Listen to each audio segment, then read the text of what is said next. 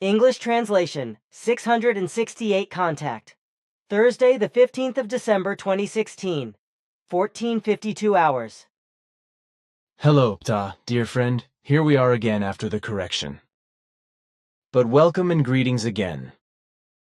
Thank you for your welcome and your greetings, which I return. Can I ask you something right now that's on my tongue? There's nothing wrong with that. All right, thanks. Do you know what is actually going to happen to Trump in the USA? Because to my knowledge, there are still no delegate votes or electors' votes or what the names are of those who ultimately determine the presidency. Did you look into the future there? I have also with regard to upcoming IS crimes and misdeeds. The election results for the final U.S. presidency will definitely confirm Trump's presidency with more than 270 votes in favor on the 19th of this month. And what I have said about IS crimes, one will demand bloody tributes in Europe as a result of the Christmas season. Because on the 19th of December there will be 3 serious crimes with a greater number of deaths. One in Berlin, where an attack is carried out on a market with a heavy goods vehicle, and several people are killed. Then there is also a shooting in a mosque in Zurich because Switzerland will no longer be spared. This while in Turkey the Russian ambassador will be shot dead. But the whole thing will unfortunately only be the beginning of the imminent terror in Europe, which will bring much grief. It was bound to happen. Something goes through my mind, so I want to make sure that I remember the words of your father's Fath when he explained to me that if a person falls into mourning, this has to be overcome within 10-14 days, otherwise he will suffer mental psychic conscious damage resulting from depression. You remember correctly. Then I would like to repeat in order to be able to answer a longer question correctly and everything. If you want to listen to me and correct when I misinterpret something, please. And if you could say something about it, I am sure that would be good. Of course. Thank you. Then, sadness and depression are basically 2 different factors. But sadness can trigger depression, which is primarily caused by the loss of a loved one, which is quite normal, regardless of whether the loss is caused by death or separation. These 2 types of grief are therefore a natural reaction to the loss of a human being.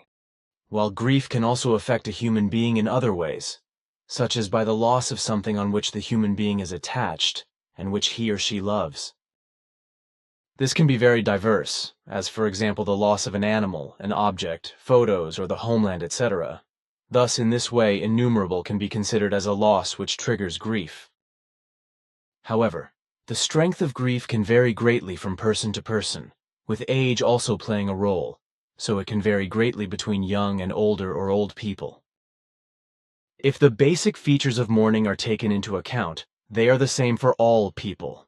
But the depth and experience of mourning, the length of mourning, and the memory of mourning vary greatly. It is unavoidable that during a period of mourning a person feels extremely depressed and very vulnerable, hardly interested in anything and no energy, no properly functioning memory, and no longer has any strength. In addition, he falls into apathy, loss of appetite and concentration, as well as insomnia, which can lead to depression if these conditions and grief last more than 10 to 14 days and are not ended rationally. Physical complaints can also occur, such as intestinal and stomach disorders, which are often associated with diarrhea. So the sadness is very similar to depression, but not the same. While both are similar states, there are differences between these 2 states of thought-feel-psychic consciousness. A grief, however profound it may be, can be alleviated and finally ended by man himself, by his grief work and the grief process to be lived through. And he can do this by learning, through the processing of mourning, to detach himself from that which is old in order to turn to the new, or by detaching himself from that which has elapsed and gone, in order to turn to the new, and thus to life again.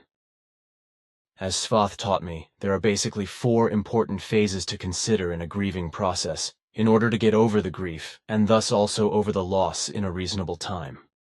We have talked about this before, and some things have been clarified. But I would like to say the following today. 1. First, when a loss occurs, There is a protest and a denial of the unchangeable fact, because the whole thing does not want to be realized.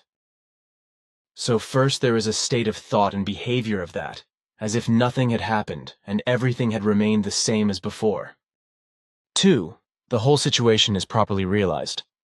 Perceiving the loss but creating a despair that causes fear of the loss suffered, leading to an emotional outburst and confusion with fear, pain, guilt, and anger.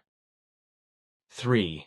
Now follows the perception and recognition of the loss, whereby this and the separation are slowly accepted, as well as a detachment and, so to speak, a parting from the loss suffered.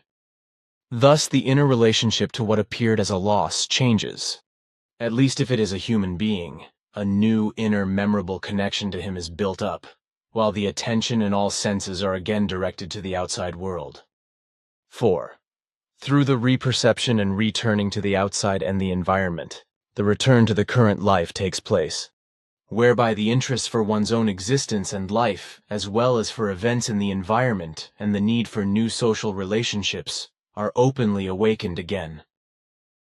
The human being has the possibility through mourning to process a loss and the associated pain of loss in a thought, emotional, psychic, conscious way, and also to cope with it without breaking down.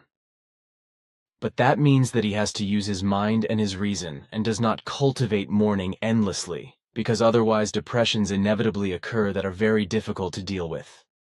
The mourning rites and the forms of mourning are very different in the different cultures, but the goal is always the same, namely to protect the thoughts, feelings, and psyche as well as the consciousness from a serious damage. You can see the difference to a depression. Normally, grief disappears on its own, even if it takes some time. And this usually also occurs when the first depressive attacks can occur after 10-14 days. But these are not relevant if the coping with grief is ended in a good way after a few more days. At most 3-4 days. However, if the depression then takes hold during this time, it usually persists, but only if nothing is done about it. An unresolved grief can become a depression in a short time if the loss suffered is not overcome by reason, or if several losses occur in quick succession. If this is the case, then the loss mourning continues in such a way that the mourning person no longer comes out of it, whereby depressions inevitably become. If this is the case, then specialist medical help is unavoidable before the depression becomes chronic. In mourning or depression, as you mentioned, losses related to people, animals, a home or objects, etc., can also be included as causes. It should be noted that mourning and depression are clinically different, although mourning processes can also degenerate into different forms, which I will briefly mention. 1. Pathological grief. If such a one appears, then a denial of reality takes place, whereby the person concerned cannot in any way feel grief and sorrow because effectively a lack of sorrow is given. Such missed grief can lead to depression and psychosomatic illness. This condition can occur as a direct consequence of loss, but can also be delayed because it does not break out until later. 2. Long-term grief. This results from the fact that grief is delayed for a longer period of time and expresses itself much more intensively than in normal cases, namely because it is exaggerated and chronically degenerates. 3. Employment grief. In this case, the human being is increasingly concerned with the object of the loss suffered with his thoughts, feelings, psyche, and consciousness, instead of freeing himself from it in his thoughts. 4. Burying yourself in mourning. This kind of sadness results from the fact that the human being withdraws in his thought, feel, psych, consciousness, pain in relation to the social life in strong or complete way, even isolates himself from his relatives and acquaintances, etc. in his thought, feel, psych, consciousness. 5. Cold sorrow. This results in a state of chronic grief over a longer period of mourning, with the result that life is stopped and no longer taken into account, so to speak. And after the loss, an adaptation to existence and life is no longer taken into account, and there is also no longer any interest in it. It is important that mourning processes are clearly distinguished from depression, because it is a fact that on the one hand, a mourning process is often overlooked, but on the other hand, it is misinterpreted as depression. Mourning and depression are basically similar, but different, which is why mourning must be clearly defined. Grief produces a state of mourning, which is determined and expressed by emotional surges, emotional paralysis, pain and feelings of guilt, fear of loss and separation, grievance, loss of the goal of life, emptiness and void of the world, unhappiness, joylessness, helplessness, social withdrawal, loss of relationships, crying, thoughts of lost and loss, inactivity and lack of appetite, etc. An irrational search for what has been lost and lost is just as much a consequence of grief as an emerging disorientation and disorganization. Grief is also a phase-like process, especially when a person is lost, where thought-feel numbness occurs as a result of a shock phase, which can also trigger a physical breakdown and outbursts of affect, as well as a state of inability to accept the loss. But such a phase process also produces a paralyzed withdrawal, sheer despair, sorrow, and longing, as well as aggression. Thank you for your execution, but I would like to say a word about depression.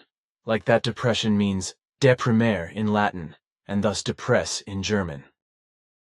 This is not simply what our earthly medicine claims, simply a mental disorder, but effectively a thought-feel-psychic consciousness disorder that is pathologically caused.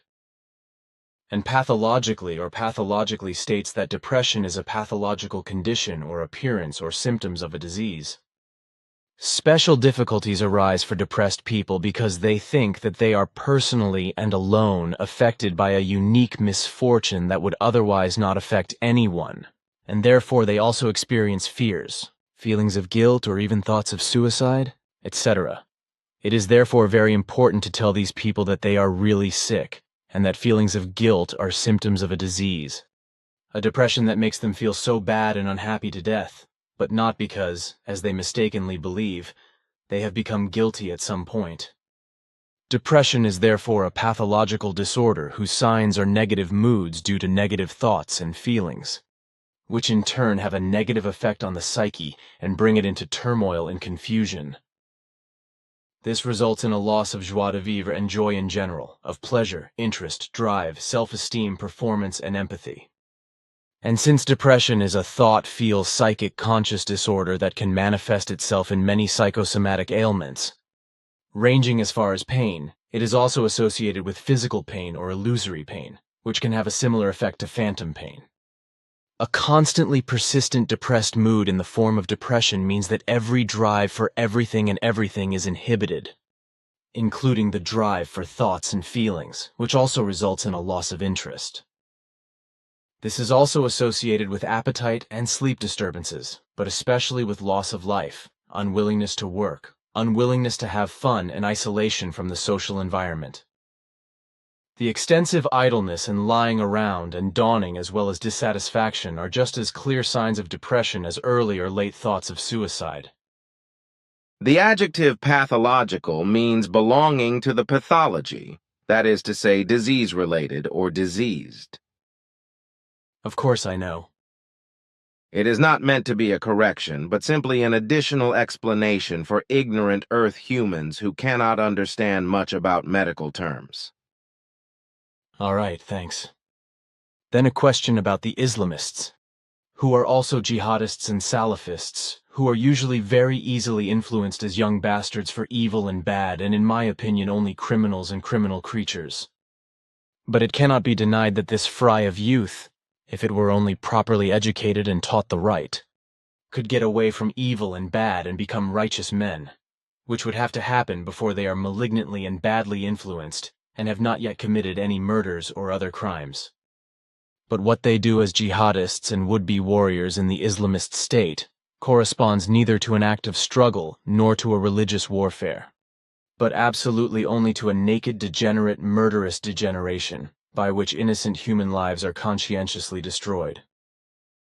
On the one hand, the whole of jihadism has to do only with a roaring cowardice and an abysmal inability to assert existence and life in a righteous manner. A faith in relation to a religion is usually neither given, nor does it play a role in all the killing and destruction. The whole thing in relation to religion is only a cover for the terrorist leaders for the attainment of personal advantages, which consist in being able to exercise power over the stupid, murdering, and destructive, intelligent, weak, and primitive Islamists and jihadists, as well as over certain peoples and states. But this fact is not recognized by stupid Islamists and jihadists, who sacrifice their lives for the criminal terror leaders in a stupidly senseless and morbidly irrational and idiotically stupid way, because they are not able to grasp the value of their lives in their lack of intelligence, nor that they are weak-headed and bean-straw stupid due to a lack of good education and valuable knowledge. In the whole practice of Islamism and jihadism, the primary causes are sheer stupidity, lack of intelligence, self-denial, and profound primitiveness, as well as a roaring instability of the very easily influenced stupid creatures which have neither self-esteem, self-dignity, self-esteem, nor a sense of responsibility. Even if I wanted to express something in a better way, I could not do it better than what you said. It should only be mentioned that these young and very easily influenced earthlings also have various other bad and negative personality traits that are decisive for their murderous, despicable, and irresponsible actions. This, for example, in the sense that they are believers in authority, they follow suggestive authority speakers without hesitation, without having to make a great effort. Those who can be persuaded in this way, the young, intelligent, weak earthlings, see everything that is pretended to them only in an all-or-nothing thinking or in a color black or white, which altogether does not permit any ordered positive thoughts or any intermediate tinges. This, however, contains everything negative, which does not allow for differentiation, as well as no differentiation, and it follows only a single fact and its opposite, and therefore only the good and the evil are known. Therefore, the rule is that young and uneducated, and intelligent weak earthlings fall into the hands of the suggestive black and white paintings of the IS. Jihadist and Salafist advertisers without hesitation, in the sense of evil and bad that is pushed into the foreground. Young people on earth with criminal or criminal dispositions are particularly affected, who willingly fall into and follow the Islamist, jihadist, and Salafist structures, because these terrorist groups offer them the unpunished opportunity to live out their violence and lust for murder, etc. This also includes many members of various extremist groups on the left and right, who only want to live out their violence and their desire for murder, and who therefore have no religious ambitions whatsoever, because what is important for them are only the extreme contents which are conveyed to them suggestively, and which ensure that they can carry out their violence and their desire for torture and blood. To do this, they simply need to be convinced by the content of the suggestions made to them. But this can easily be achieved by those who influence them suggestively, because the ability to judge is absolutely at zero due to the weak intelligence of those to be convinced. This is also the reason why believers are unable to assess, judge, or understand the effective impact of their thoughts and actions. For these reasons, it is usually not possible, with only very few exceptions, to once dissuade earthlings, young or old, convinced of something in evil and bad, from their delusion by facts of reason and intellect. In the best case, they can only change their wrong opinions and imaginations if they already suffer damage, and they can reasonably free themselves from their wrong actions before they themselves are killed. Thank you. That was really something to say. That would actually have been part of what I have said, but sometimes the thoughts lead in other directions, so that other aspects are not taken into account. But there is another thing we have already mentioned recently, namely the old prophecy that one day peace for the world, or at least between Russia and the Western states, will come from Russia. In this regard, we too agree that the fact that Trump was elected President of the United States and that he also wants to establish peaceful relations with Russia and Putin, for which he also gathered important people around him, can really lead to the very first beginning of the prophecy. Have you now gained new insights in this respect, perhaps by looking ahead? No, I have not done that yet, but I will deal with it.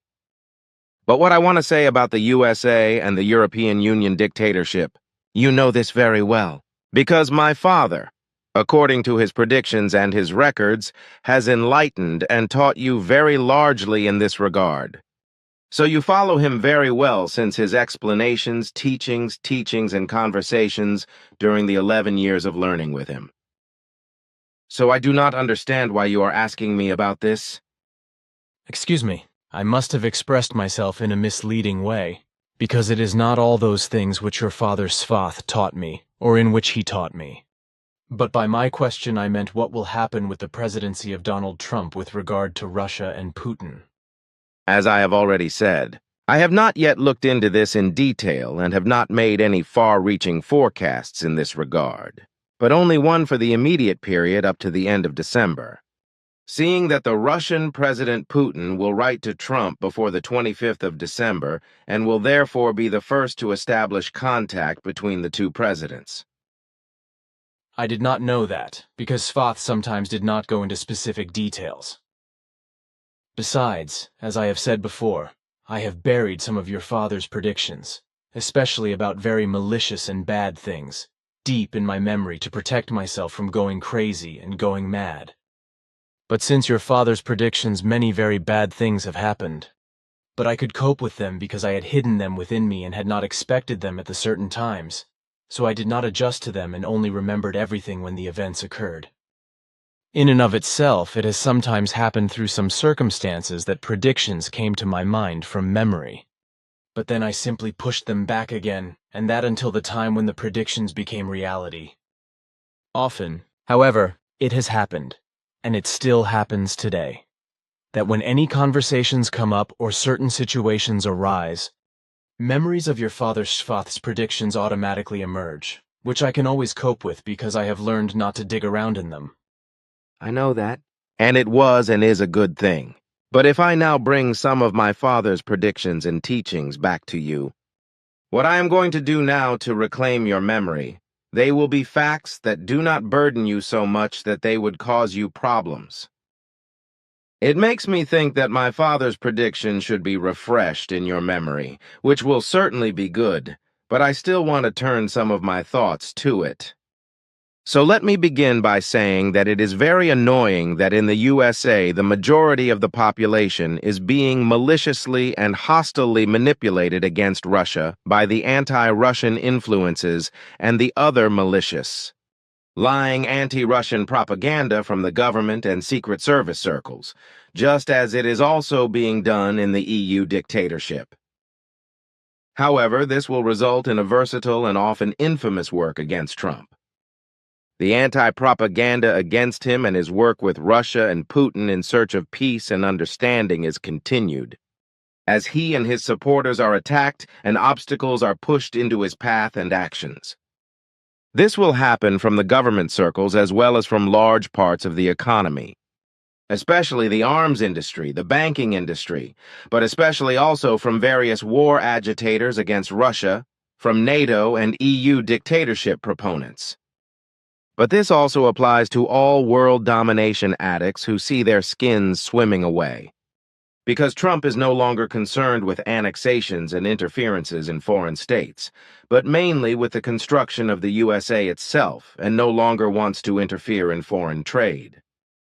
The real reason for the aggressive attitude of the USA and its rulers, their advisors, the secret services and the lobbyists involved, as well as the usually manipulated US presidents, on the one hand, can be traced back to Putin's sovereign course as well as Russian politics and Russia's refusal to bow to the world domination of the USA and to submit to global US rule.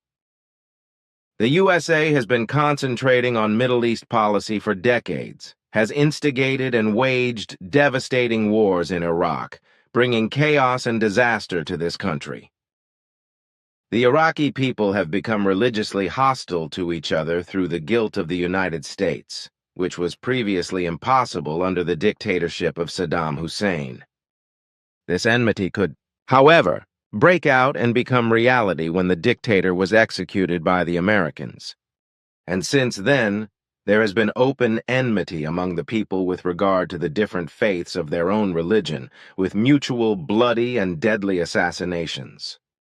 So while the USA has been trying for decades to spread world domination addiction in the Middle East, instead of ensuring order, freedom from death penalties, social security for all citizens of both sexes, sufficient work and a fair criminal law, etc. in its own country, the powerful of the country as well as their military and secret services continue to crave world domination. Also, U.S. America, with its completely wrong domestic and criminal law politics, neglects to lower the crime rate. As well as the open neo-Nazi system and the mercenary enterprises, etc., which prevail in the country, are not brought under control and neither stopped nor stopped. While in the USA disorder, injustice and world domination aspirations, etc., reign in the mentioned ways. Russia has restored its power and order, and the people can live in a righteous way in an acceptable social system, which cannot be said with regard to U.S. America, if everything is judged in an honest, neutral, and correct way.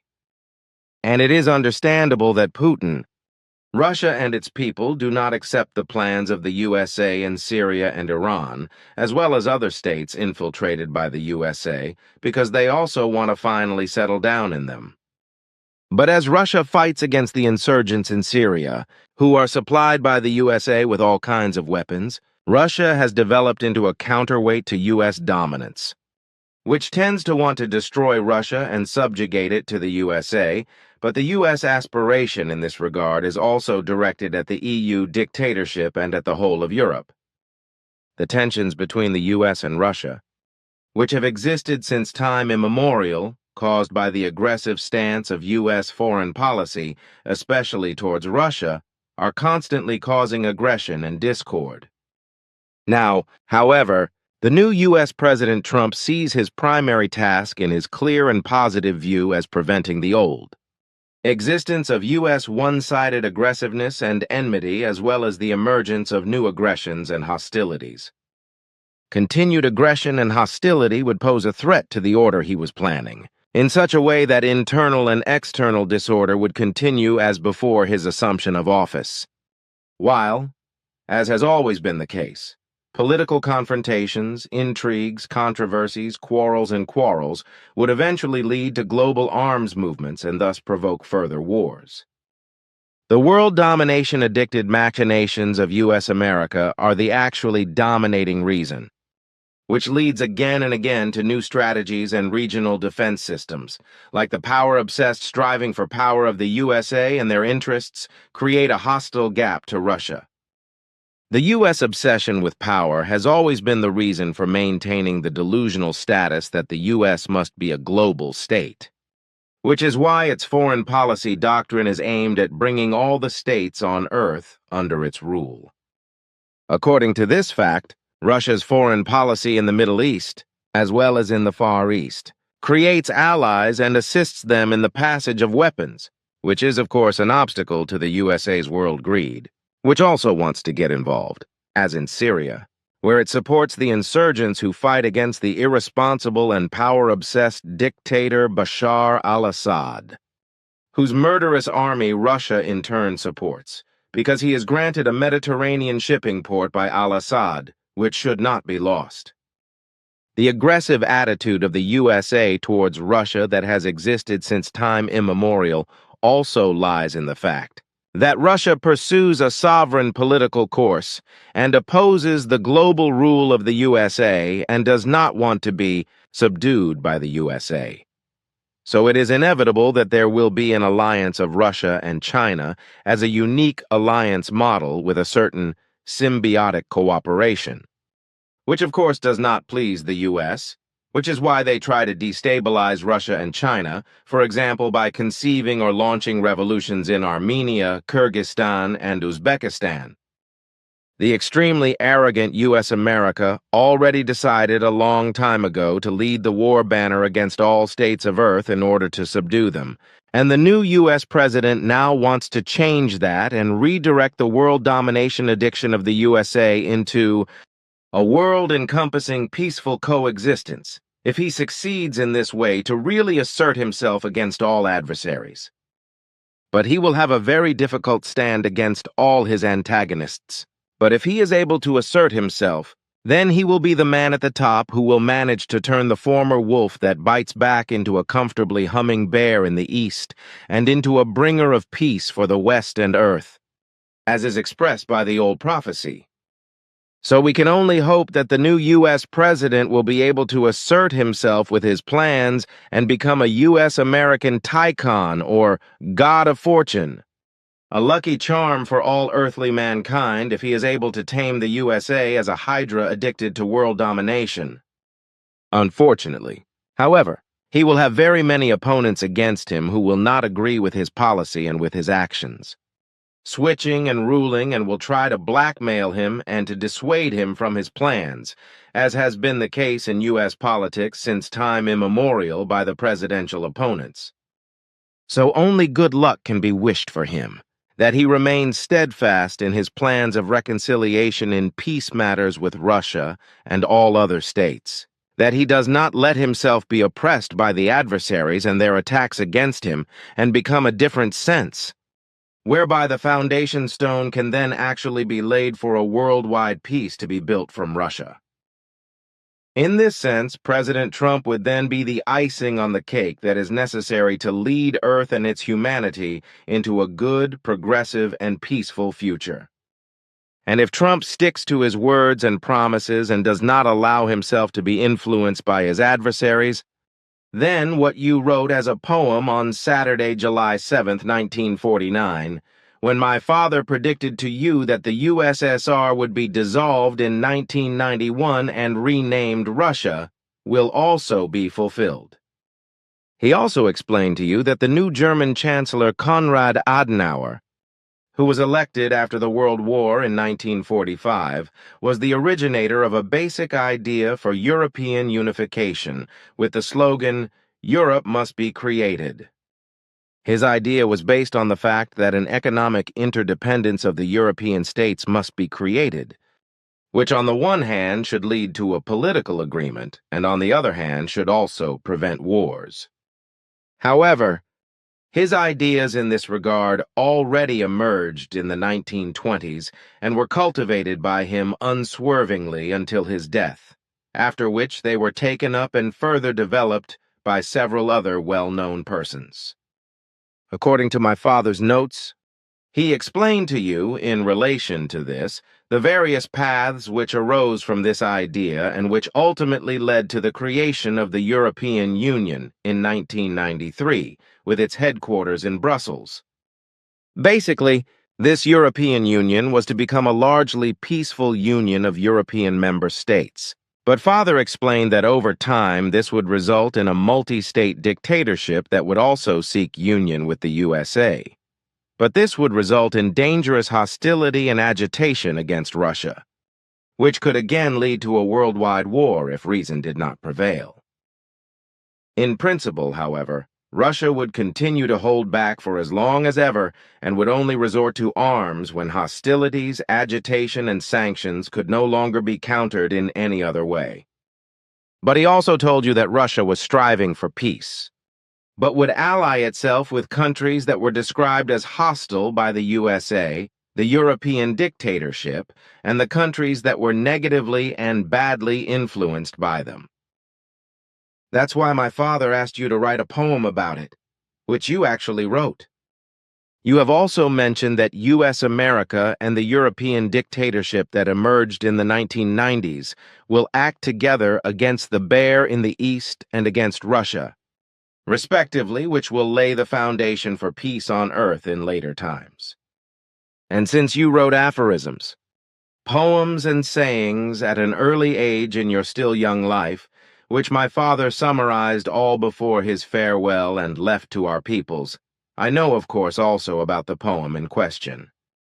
My father also encouraged you at that time to send the poem to various newspapers in Switzerland and in Germany, with an additional admonishing letter with predictions, which you then also did, but did not receive any answers, just as there were no reactions and no publications in the newspapers you wrote to.